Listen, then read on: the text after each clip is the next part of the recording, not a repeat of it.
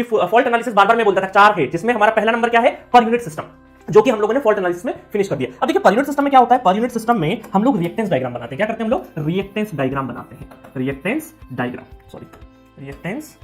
Diagram बनाते हैं। और कैसे बनाते हैं वो सब हम लोग ऑलरेडी बेसिक्स में सीख चुके हैं। रेंग बूस्टर सीरीज में पर यूनिट सिस्टम हमारा बेसिक कांसेप्ट में ही हम लोगों ने देख लिया था। कॉमन बेस लेके रिएक्टेंस डायग्राम बनाते हैं, जिसको इंपेडेंस डायग्राम भी बोल सकते हैं, रिएक्टेंस डायग्राम भी बोल सकते हैं, ठीक है। सेकंड नंबर का हमारा सिमेट्रिकल फॉल्ट, थर्ड नंबर का है सिमेट्रिकल कंपोनेंट और फोर्थ नंबर का है अनसिमेट्रिकल फॉल्ट। तो ये 4 सेक्शन में मैंने डिवाइड करके पूरे फॉल्ट एनालिसिस को पढ़ाया है। 4 सेक्शन कौन से, पर यूनिट सिस्टम, दूसरा हमारा सिमेट्रिकल फॉल्ट, तीसरा हमारा सिमेट्रिकल कंपोनेंट और फोर्थ नंबर का है अनसिमेट्रिकल फॉल्ट, ठीक है। अब देखिए जो पर यूनिट सिस्टम है ये तो बेसिक्स है, इस पूरे फॉल्ट का बेसिक्स है। अगर ये इसकी अंडरस्टैंडिंग नहीं है तो ये बाकी चीजें नहीं पढ़ सकते। जस्ट लाइक हम लोग कोई मैथमेटिक्स अगर पढ़े तो प्लस माइनस मल्टीप्लिकेशन डिवीजन जिस तरीके से रोल प्ले करते हैं बेसिक्स का, उसी तरीके से पूरे फॉल्ट को समझने के लिए पर यूनिट सिस्टम एक मैथमेटिकल टूल है इलेक्ट्रिकल इंजीनियरिंग के लिए, ठीक है। तो जिसको हमने बहुत अच्छे से देखा है। चलो सेकंड नंबर पर हमने पढ़ा सिमेट्रिकल फॉल्ट। अब सिमेट्रिकल फॉल्ट जो होते हैं वो बैलेंस्ड फॉल्ट होते हैं। सिमेट्रिकल मैंने बताया था कि 3 फेज जो आरवाई भी बोल दे या एबीसी बोल दे तो उनके बीच का 120 डिग्री फेज शिफ्ट नहीं गड़बड़ हो और फॉल्ट अगर आता है तो उसको बोलते हैं हम लोग बैलेंस्ड फॉल्ट। इसमें 2 कैटेगरी के फॉल्ट बोल सकते हैं, वैसे तो एक जैसा ही ट्रीट करते हैं हम लोग, ट्रिपल एल और ट्रिपल एलजी फॉल्ट, ठीक है। तीनों लाइन आरवाईबी के बीच में हो या तीनों लाइन से ग्राउंड को भी हो जाए तो ट्रिपल एल या ट्रिपल एलजी फॉल्ट। इसमें जस्ट एक फॉल्ट इंपेडेंस जो जेडएफ होता है उसका रूल होता है, बहुत ज्यादा अभी यहां पे डिस्कस करने की जरूरत नहीं है। सिंपल आप ये समझो कि ट्रिपल एल और triple LG fault is the symmetrical fault. इसका एक और नाम है जो कि न्यूमेरिकल में बार-बार देखने को मिलता है, क्या नाम,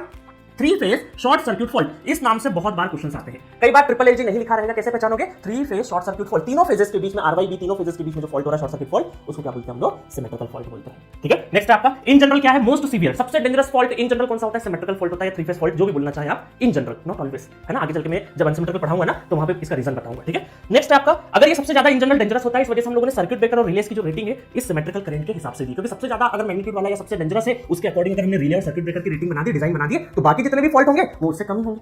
बट आप बोलोगे सर अभी तो आपने बोला कि नॉट ऑलवेज, तो उस केस में क्या होगा, है ना, वो बताऊंगा आगे चल के जब मैं अनसिमेट्रिकल में एलजी फॉल्ट पढ़ाऊंगा ना तब ये बात बताऊंगा, ठीक है।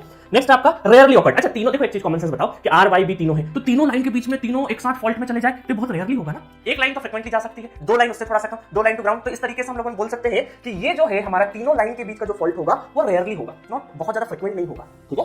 नेक्स्ट क्वेश्चन, उसके बाद हम लोग देखेंगे सिमेट्रिकल कंपोनेंट। सिमेट्रिकल कंपोनेंट भी मैथमेटिकल टूल है एक तरीके का, क्या करेंगे, मैथमेटिकल टूल है, बट ये मैथमेटिकल टूल पूरे फॉल्ट को नहीं, इसमें जो सिमेट्रिकल जो कंपोनेंट है उनकी हेल्प से हम लोग अनसिमेट्रिकल फॉल्ट को एनालिसिस करेंगे। सिमेट्रिकल कंपोनेंट की हेल्प से हम लोग अनसिमेट्रिकल फॉल्ट को एनालिसिस करेंगे, ठीक है। आई बात समझ में, तो ये सिमेट्रिकल कंपोनेंट क्या होते हैं लेटर हम लोग आगे पढ़ेंगे, ठीक है। चलो तो इस तरीके से फोर्थ नंबर आता है हमारा अनसिमेट्रिकल फॉल्ट, इसको बोलते हैं अनबैलेंस्ड फॉल्ट। अनबैलेंस्ड मतलब वही कि फॉल्ट अगर आ रहा है तो तीनों के बीच में जो 120 डिग्री का फेज डिस्प्लेसमेंट है वो नहीं रहेगा, ठीक है। और इसमें कौन कौन सी category, LG, LL, double LG fault, और ये क्या होते हैं, फ्रीक्वेंटली ऑकर्ड होते हैं, ठीक है।